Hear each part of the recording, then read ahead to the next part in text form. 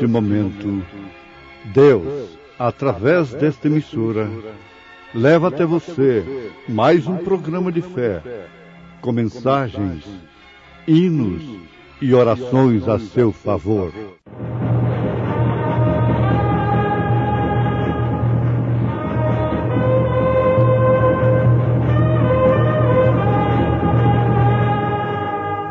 Fé para vencer.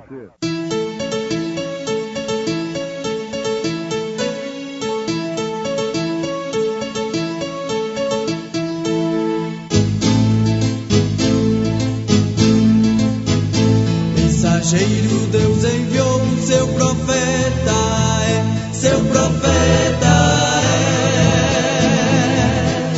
Este som de alarido retumbando está. E as águias de Deus, já voando estão. William Branham foi seu nome e Deus foi com ele. E a coluna de fogo sempre lhe seguiu. A palavra ele pregou, Com fidelidade.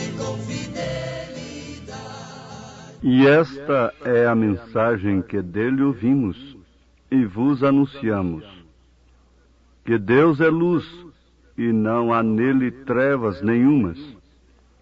Se dissermos que temos comunhão com ele e andarmos em trevas, mentimos e não praticamos a verdade. Mas se andarmos na luz como ele na luz está, temos comunhão uns com os outros, e o sangue de Jesus Cristo, seu Filho, nos purifica de todo pecado.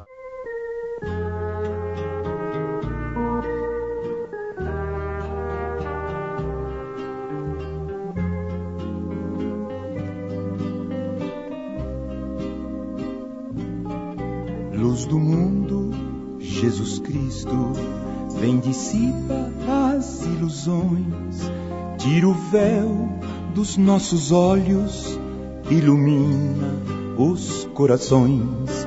Vem Jesus, atender as orações. Vem Jesus, atender as orações. Onde as trevas do pecado obscurecem teu amor, faze a luz do teu ensino dominar, ó Salvador. Resplandeça tua glória, ó Redentor. Resplandeça tua glória, ó Redentor.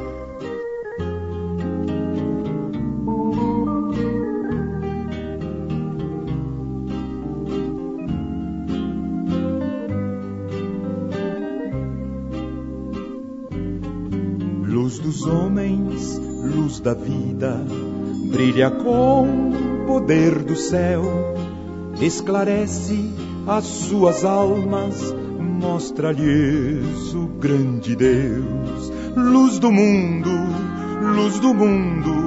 és o resplendor do céu. Luz do mundo, és o resplendor do céu.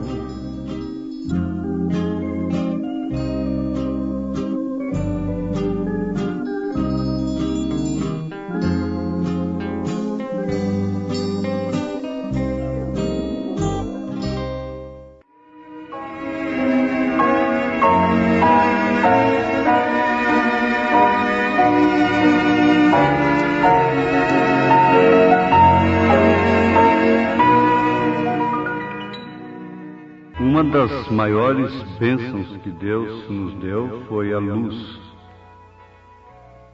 Agora, é certo que sem visão, sem poder ver, o que a luz mostra, nós seríamos cegos. Portanto, não veríamos nem a luz e nem tampouco aquilo que a luz mostra. Isto seria uma desventura muito grande.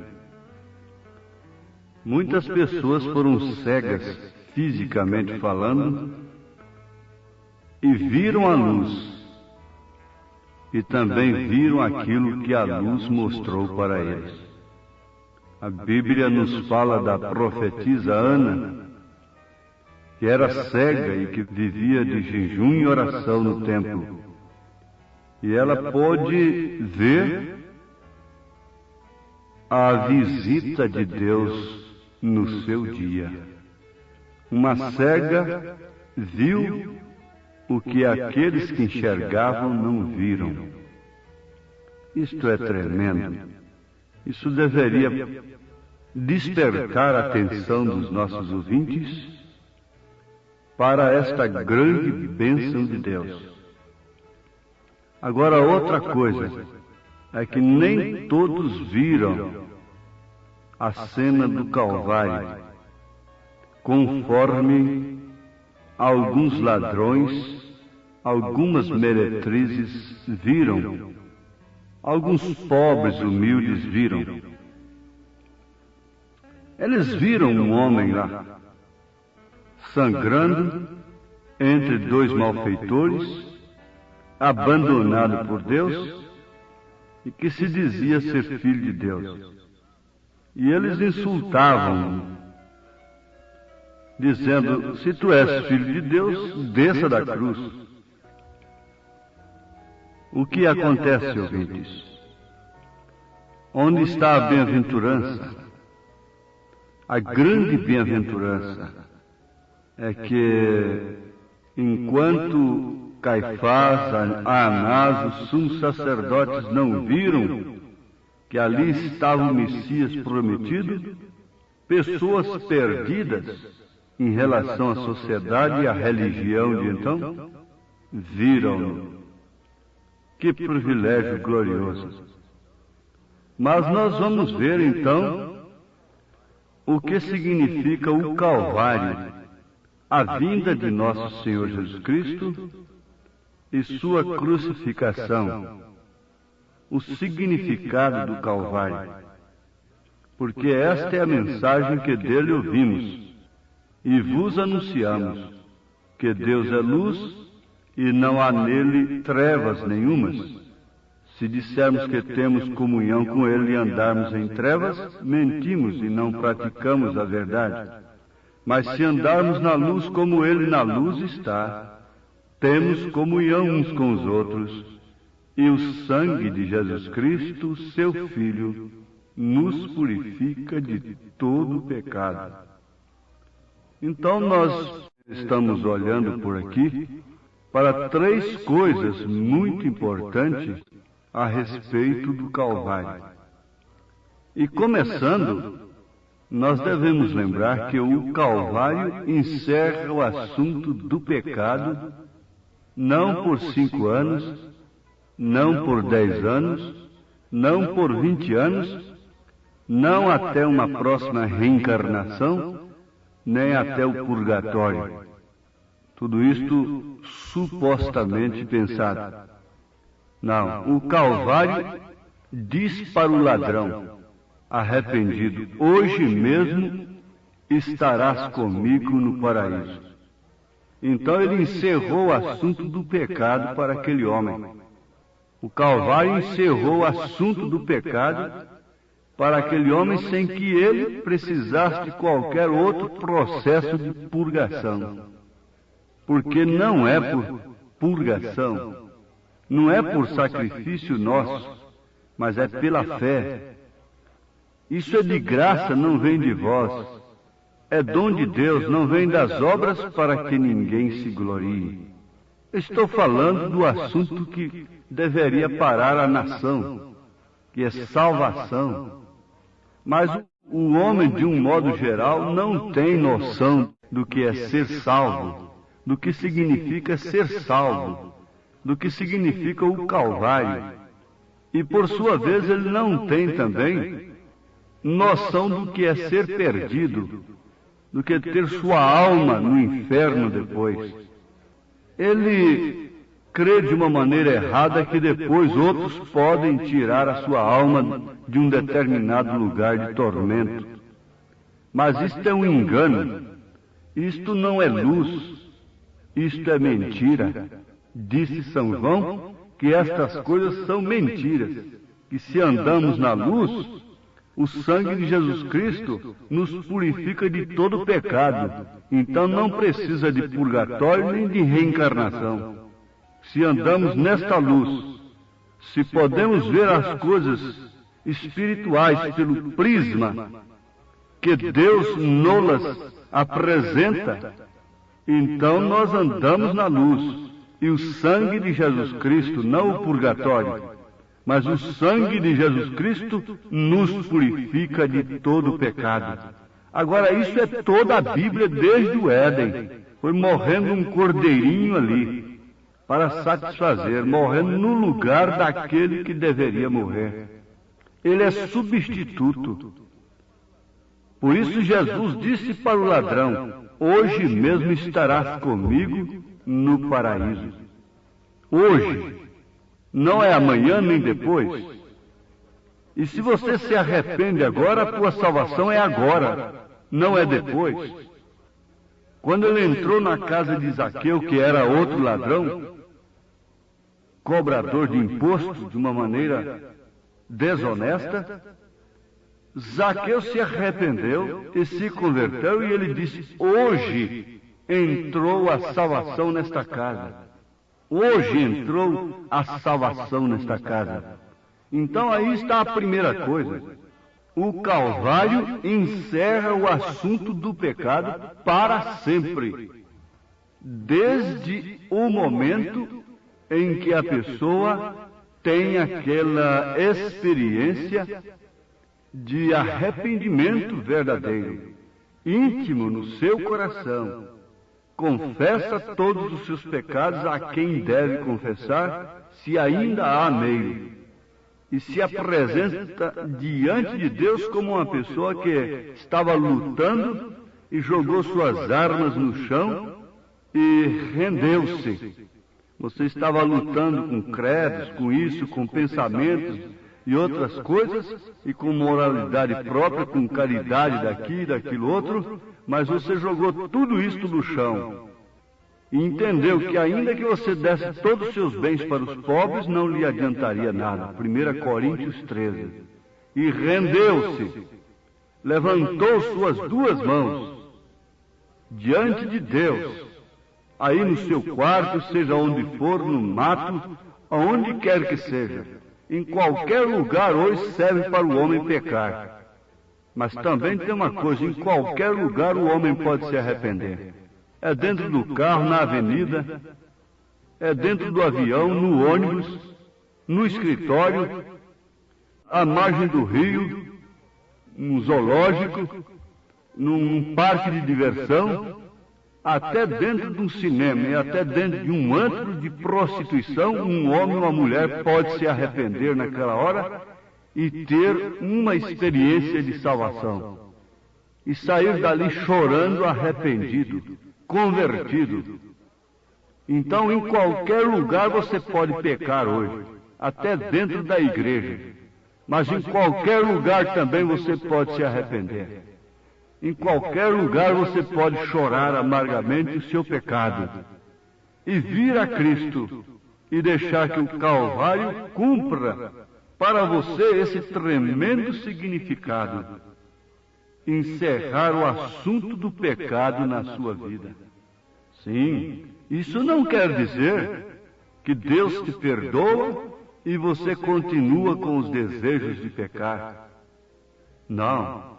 Isto quer dizer que Deus tira todos esses desejos malignos da sua mente e do seu coração. E você, a sua alma, que é a natureza do Espírito, ela é trocada. Porque essa natureza que nós temos tem de ser trocada ela é uma inclinação contra Deus. Que Deus tenha misericórdia de nós, mas esta é a verdade. E você então se torna uma nova criatura. Aquele que mentia não mente mais, aquele que furtava não furta mais. E assim por diante. Este é o primeiro significado do Calvário na vida da pessoa. Não é apenas uma comemoração tradicional religiosa. Isto não vale nada na vida das pessoas. Não transforma, não liberta dos vícios, não liberta da prostituição, da licenciosidade que está oficializada, não liberta da feitiçaria, não liberta de nada essa tradição religiosa.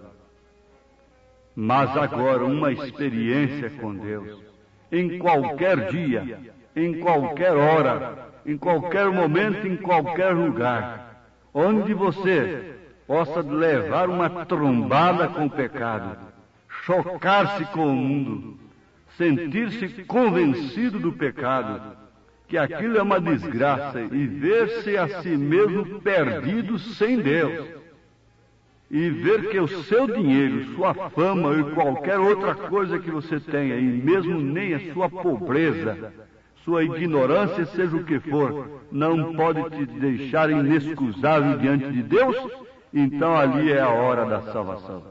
Ali é a hora o Calvário está presente, como esteve ali para aquele ladrão crucificado do lado direito.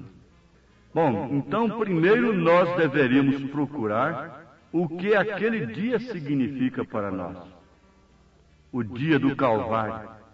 Não uma sexta-feira da paixão tradicional de ano em ano. Lembre-se sempre, o Calvário deve ser lembrado todos os dias. Porque é no Calvário que nós abrigamos do pecado. E nós estamos rodeados de pecados aí todos os dias, de tentações. Então precisamos do Calvário, não é só de ano em ano, mas sim de minuto em minuto, de segundo em segundo. E em segundo lugar, nós deveríamos ver o que aquele dia, aquele Calvário tem feito por nós. O que ele fez por nós. Isto é tremendo, isto é maravilhoso. Isso deveria pôr fim a todo assunto, a toda cogitação sobre salvação. Deveria colocar. Se o Calvário não pôs fim a toda cogitação dos homens religiosos acerca da salvação, é sinal de que eles não sabem o significado do Calvário. Eles nunca conheceram aquilo.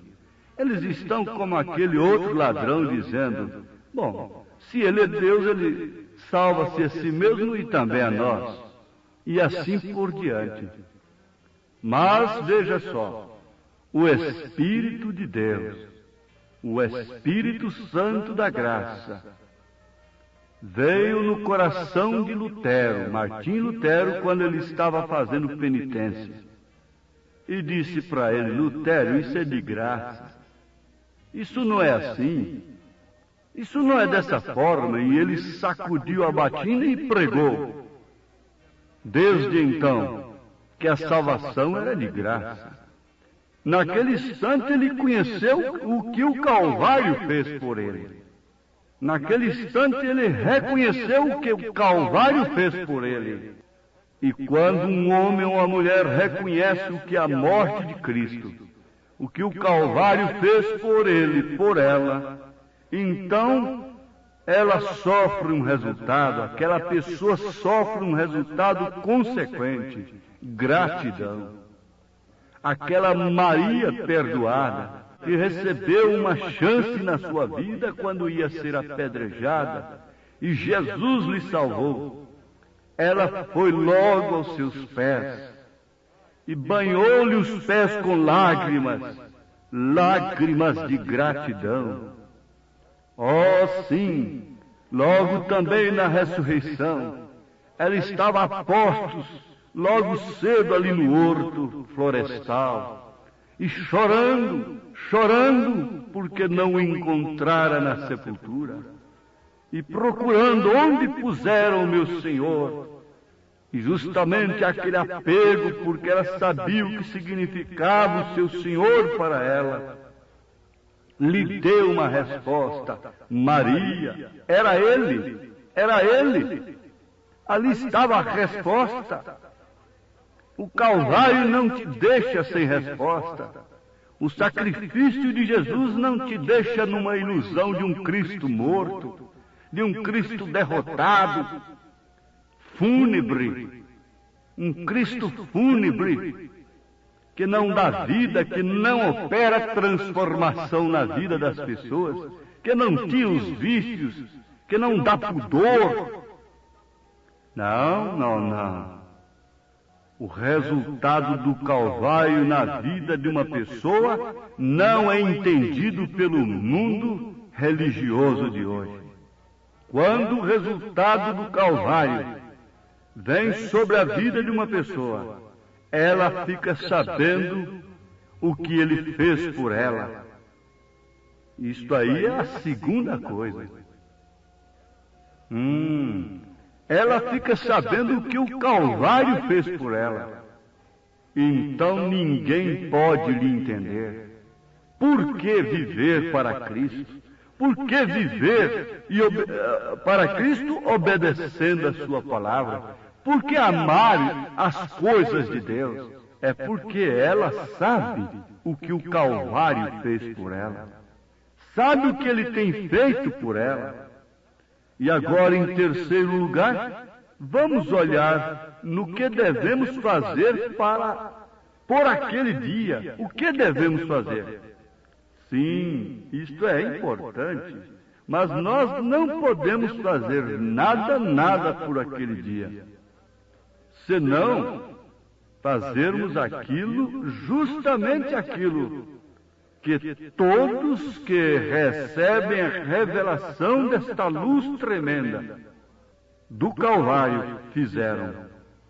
Eles entregaram suas vidas de uma maneira incondicional. Venceram tradições, romperam com as tradições religiosas. O primeiro passo foi esse. E perguntaram aos apóstolos: que faremos, varões irmãos? E a resposta de Pedro foi esta: arrependei-vos e cada um de vós seja batizado em nome de Jesus Cristo para perdão dos pecados e recebereis o dom do Espírito Santo. Atos dos Apóstolos, capítulo 2, verso 38. Oh, meus ouvintes, não dá tempo de nós falarmos, de nós descrevermos, comentarmos sobre coisas que devemos fazer depois que o Calvário fez tanto por nós, depois que nos foi revelado tão grande amor de Deus por nós. Mas o primeiro passo que você dá em troca disto é obedecer a São Pedro, é obedecer a Atos dos Apóstolos. Não importa há quanto tempo você seja religioso, evangélico, você pedirá o seu batismo em nome do Senhor Jesus Cristo. Oh, porque esta é a hora, este é o momento. No tempo de Lutero, a pessoa dava isto: eu aceito a salvação, é de graça. No tempo de Wesley dizia apenas: bom, eu busco a santificação. Mas agora é diferente. Os pentecostais diriam: bom, eu falo línguas. Mas agora é diferente. Agora você dá esse primeiro passo sendo batizado em nome de Jesus Cristo, rompendo com todas as tradições religiosas, porque Jesus viria rompendo com alguma coisa como a criança vem rompendo uma bolsa. Oh, que Deus te abençoe, em nome de Jesus Cristo, enquanto você medita nestas coisas. Amém.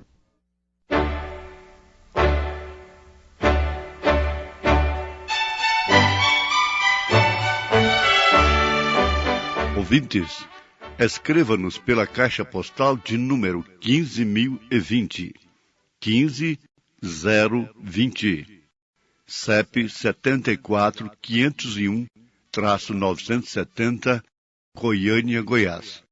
O nosso endereço na internet é www.apalavraoriginal.org.br.